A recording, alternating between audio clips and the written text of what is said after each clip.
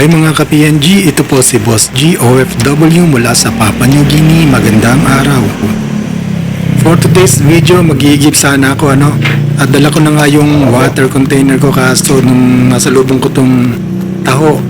Ayan, di napabili ako.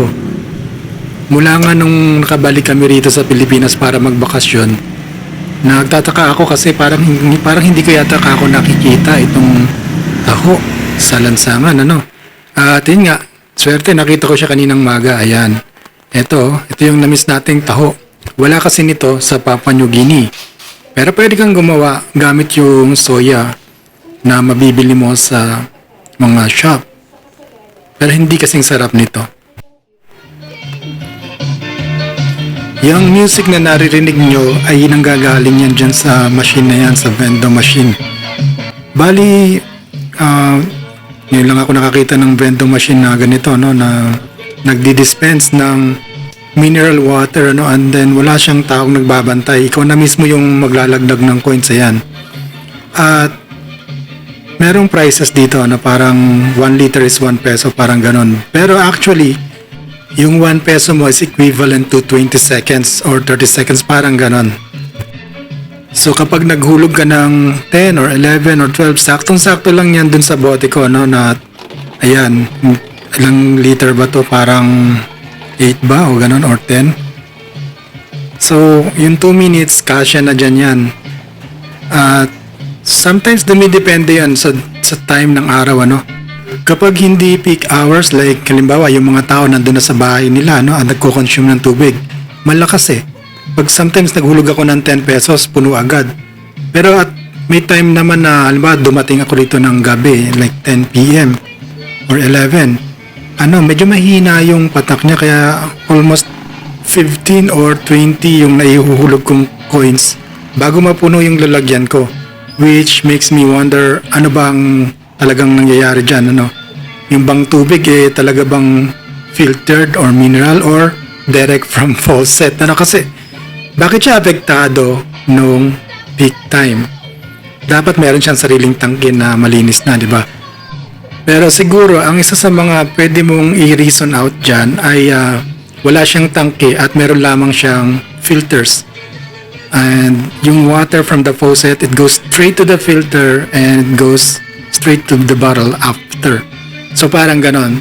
Siguro yun ang nangyayari dito, kaya apektado siya ng peak time, Kapag maraming gumagamit ng tubig, mahina din at mapapamahal ka at mapaparami yung coins na ihuhulog mo dito sa slot. But most of the time naman, malakas siya kagaya ngayon, So ang naihulog ko lang parang 12 or 13 yata. Ayan. At may sumobra pa ako, 30 seconds, mapupuno na yung bote. Siguro mga 11 or 10 seconds, papatayin ko na to kasi baka mag-overflow. Ayaw pa naman ng may-ari na nagtatapon dito ng tubig. So stop na lang natin, dito ipipress ko lang yung pause button. Ayan. So meron pang natirang 11 seconds, Bigyan na lang natin yan dun sa iba na susunod na bibili dito. Kasi wala na akong paglalagyan. Ayan. So puno na po.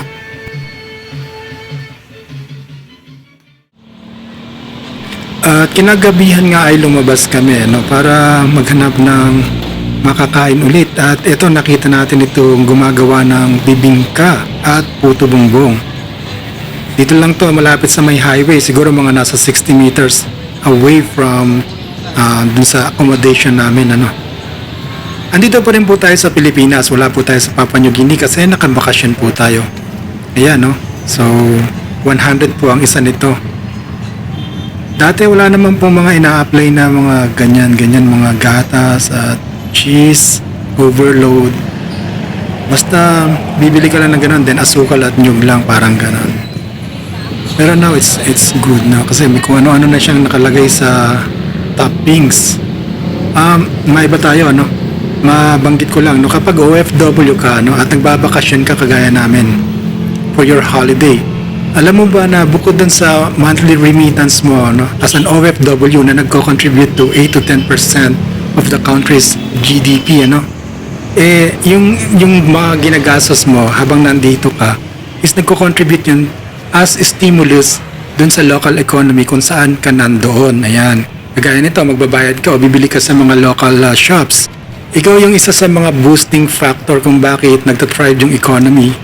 As an OFW, kasi yung perang nanggaling sa'yo na pinanggagastos mo, hindi yon nanggaling sa Pilipinas, kundi nanggaling yon sa ibang bansa na siyang ginamit mo dito sa Pilipinas. At yun lang po ang video natin for today mga ka-PNG, at sana po nakatulong ito sa mga aspiring OFW na pupunta sa Papua New Guinea. Salamat po sa panonood. Goodbye.